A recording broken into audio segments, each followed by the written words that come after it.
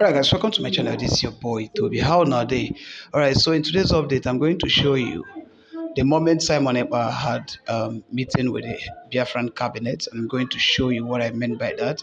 I know a lot of you are going to be saying this is our old video, but this time it's not our old video. Just calm down. Watch this video and don't forget to please share this video to other platforms you think is necessary. And don't forget to also subscribe so as to stay updated whenever we upload new videos. Alright, let's see the video. Dangerous person. This man na be fundraising. Wo gen killing akpa bia. Ona ha be fundraising because no actually be fundraising. Ona ha be the meeting. Before be cabinet meeting on a taka because what after. Then don't even care. The problem that na nda go chala obato be the cap. Yeah, I don't know. Listen, I don't know. Many ana about the honor because I don't discuss with him. They will see. I don't do something with evil people. No, I know them when I see them. And I know them na folk na cabinet.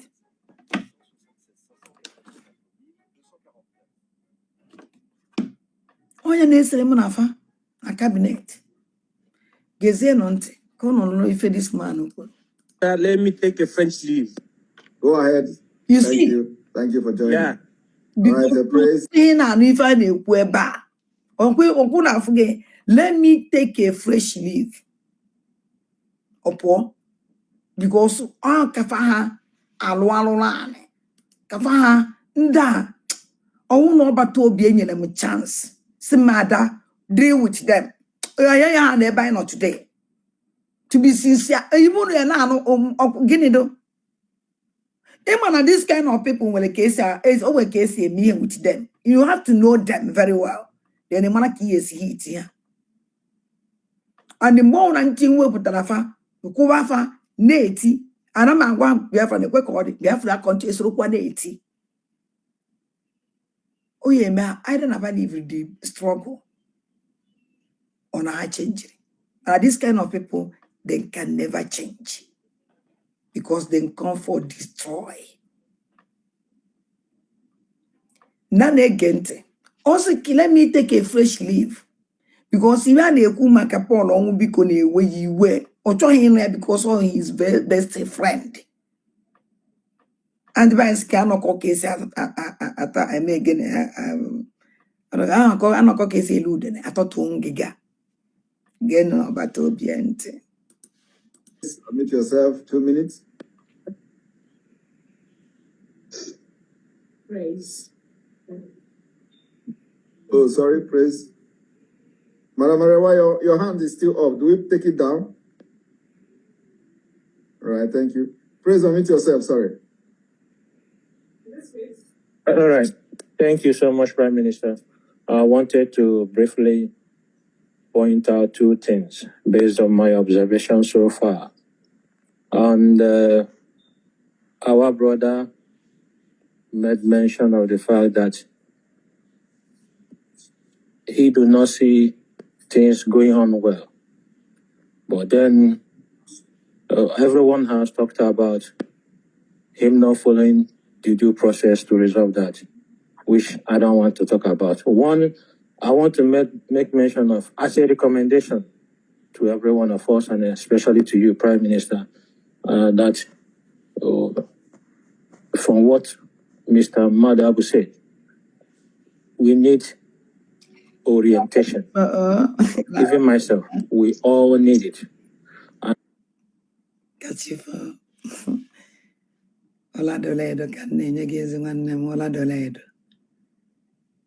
This is phrase called praise.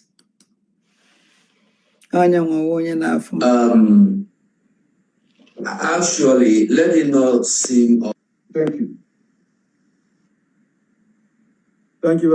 Having listened to all these suggestions, very much, Steve and Dr. Ngozi, go ahead. All right. Good evening, everybody. Thank you so much, His Excellency, for this opportunity to just chip in one or two things about this issue. I've listened to everybody and I've heard the different sides of the story. First, I must start by saying this looks like an internal personal case. I don't know how, again, I understand the PM has to wait in to really maybe make his own decision about this case. But I've listened to the members of the media team. I listened to Adajo Rama speak. I listened to Chuk Survival speak. And from what both of them have spoken, it looks they were very, very clear on the way the case was handled from the media team. So let me just make sure we understand that aspect. Probably this media team, they've handled this case privately, and each and every one of them have expressed different opinions on this case. And that was why and how this case was. How we handle this case, now the whole media teams we are together. Will play the voice message because someone sent the fire about emergency. We play the voice message. After the preacher the voice message, we decided that na prolong because suspension no yenye go lie on na media team, which all of us agreed. Onye anohia also ni akpalawa. Mgbe so na akpalawa no ya so na akpawa we council were ju. Connected the dot. Were ju. Onye when takes the lie to government. It was brought to the PM. The guy in question, I don't really know you, 555 Vision. I've listened to you every now and then talk about Biafra, and what I'm really focused on is how you dispose of Biafra. That's all I'm concerned about. As far as Biafra is projected to the world, that we need to get Biafra, this is where we are all going to. That is my focus. I listened to when somebody said, somebody is not supposed to belong to. Somebody is not supposed to propagate Biafra. How did somebody in the media say they don't trust this guy? What was the reasons that somebody said they don't trust this guy to propagate Biafra? I would like to know more reasons why the person said they don't trust this guy. I want to know some of the reasons why they said they don't trust this guy to propagate Biafra. And then the last thing I want to say is, PM, at the end of the day, this case is in your court. And I want to make sure that, just like this guy has said, and I don't even know his name, that this guy he talked to, he sees him as a regular person. He talks to a regular Biafran that promotes his cause and stuff like that. And based on that, that was why he reached out to him. But the angle where I'm going to focus on is when somebody said, you are not enough, you don't fit to propagate Biafra. I want to know where that person that made that statement is coming from. Thank you so much. Okay. Thank you very much. Now, you see the problem. I don't, no matter any condition. Now, it was the problem that now somebody with a media team in a way native doctor to kill. Even them because of Nancy, Namado, Adia propagate now no person propagate Ipoku Basara Biafra. Namade was Ipoku Biafra, or if you buy not today. If you go a buy not today. Before mother I said no onye kwesi Ipoku Biafra, o kwesiri onwere reason. E sabotage ekwesi Ipoku Biafra. Okwefuge now. Okwa that person kwuru eji kpai ni nje na nke native doctor okwa ihe na clear ala now. Uja mad na my own COS kwuru okwu do otu a. No judge this case like this because anya mmiri juru m anya like there. Ni be hụrụ na eme here. Obi gbowala mo, obi mgbawa, mkpụrụ obi ma ọ na ya adapụta. Juneziana case judge the case. Just imagine case judge case now mmadụ will laugh at the whole media teams. Ọwọkwa Jena be native doctor. Susie the native doctor do the needful. Or April Lemono the voice here. Kochala ibo onye ona mele so that komala the kind of owundo ya dibi. or when a people don't native doctor you lead is there, when I say in Kefi, one after the other. And when I been at this cabinet, we would deep like this. And the Oba TOBI truly take action. Fuzie otundi cabinet ye si we take the issue. Omezi omazi hi ho ye man. Because on the whole cabinet, no mad. Call a spade, a spade. Oba TOBI are the serious. Because on when board you say, you don't take these people to native doctor, can native doctor never fa. Why that? Manonya biakwa, osina Paul onwu biko na-eme ive a, ama no nwere ogwu ojikwu. Maybe na mgbe ahụ na ebe a na ọkpọ na dibia, ọ na-ahụzi ofufu ga because ka onye ọ na-afọ ikwu, onye ọ na-adị nnọọ ihe a. Ọkwa ifugo? No, our COS say that in even the young here, I want that na even the young we ma ibe pataleji wes na Paul even the young that na here's na message of Biafra na apple. Kerika message of Biafra yesi wepo. Ebe well and then the same message of Biafra, Jen native doctor to kill all of them. Even the bad na apple like jebe dibia. Even the go that town that's na message in apple. And even the kwagon why age say that na oye kwoku Biafra. When they say na nye buy no now. Now kedonye ya yozi be so onye ya si be solid. Because these people really disappoint me. And the Putin amfloketa here amfle by will be do complete obi adam mumma. Because I'm not a COS in Ken analog. George did this kind of thing on top of my head. I'm happy about that. Madam, I want from here, no, bygone is bygone.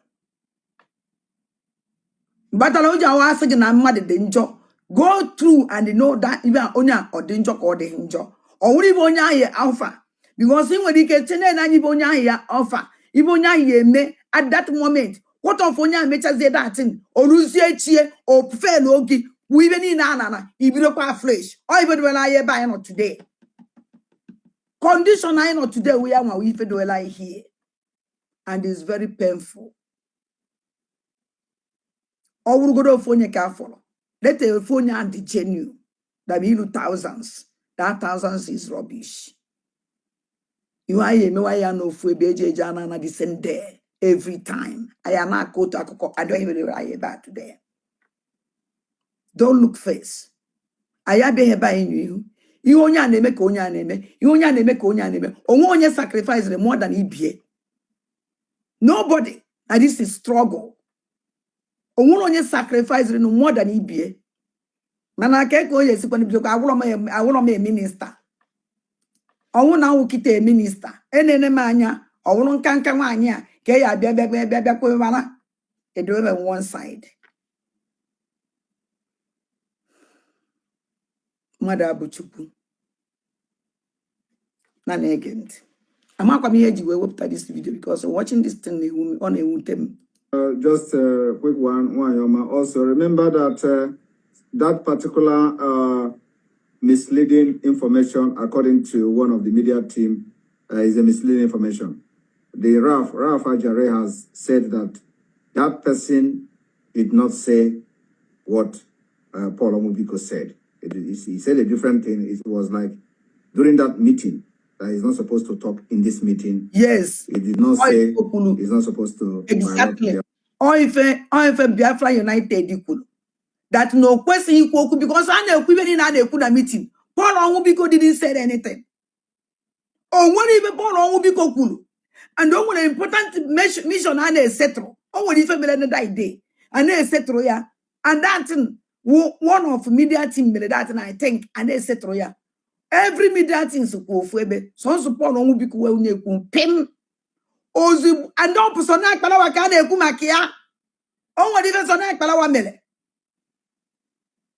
And every time on committee no there be meeting no jewalo. Or don't call that they discuss.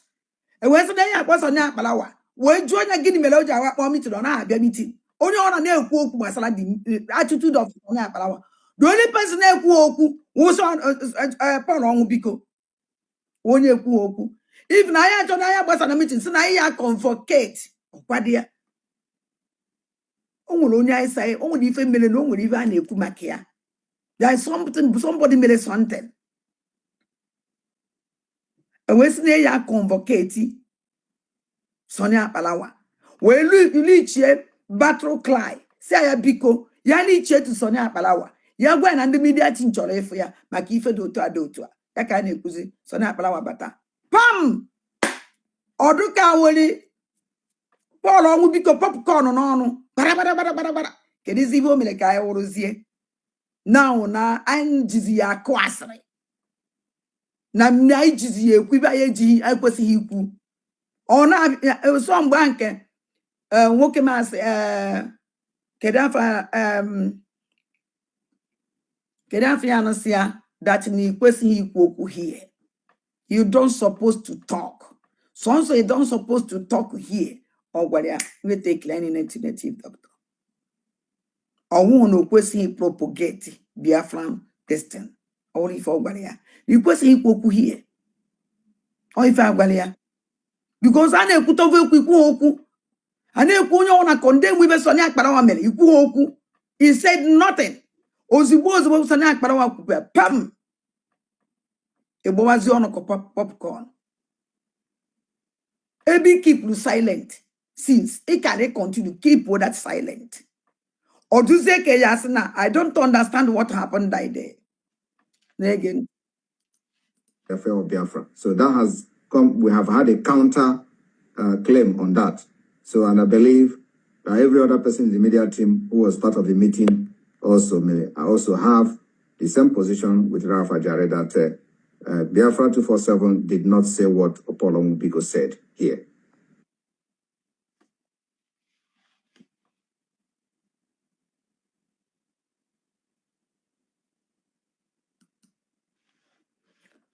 Okay. And everything. They also have listened and watched. Thank you. Or look as if I don't want to say anything.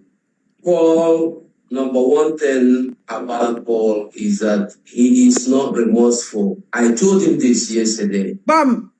I told him because when he called me after the first meeting we had a week ago, he called me to tell me what that he asked me if I knew or if I know who Biafran Unite is. As I know him as a Biafran Unite, if I knew I said I never seen him before. He wasn't comfortable with that.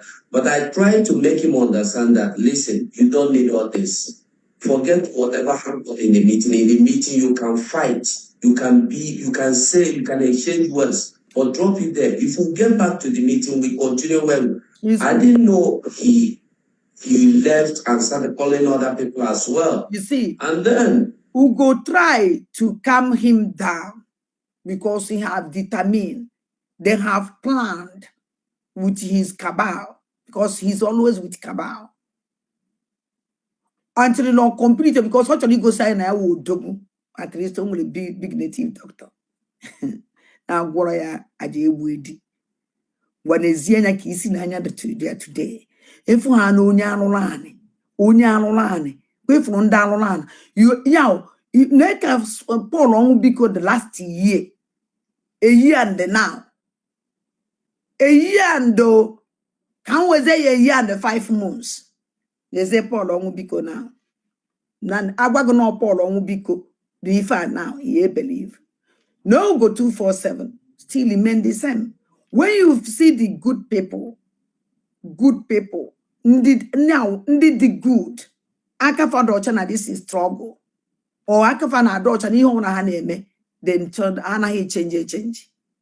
Ha na-aka nka udo. Ha dị aka nka maka arụrụ ana na-aka mmadụ anka yinyo. To be sincere, iji gwakwa gị eziokwu. Na na-ege. I was surprised yesterday to hear this same voice note we listening to now. I was very shocked yesterday, and I made it clear yesterday. I made my stand clear. I told Paul that, listen, no matter what, even if all of us are fighting with you, you shouldn't take our names to anybody. No. I condemned him. I told him that that was, even initially, all of them, even rap, they didn't see, they were seeing it as if he was having problem with Biafra United. Yeah. He was the one that told them, listen, Paul, don't see the same way other people are saying, and seeing it wrongly. You took our names and our identifications with our logos to our Everything. platform logos Doctor. to this man. It is evil. And then Paul never wanted And to accept don't that see he it. was faulty or he was wrong. Then don't see it as evil.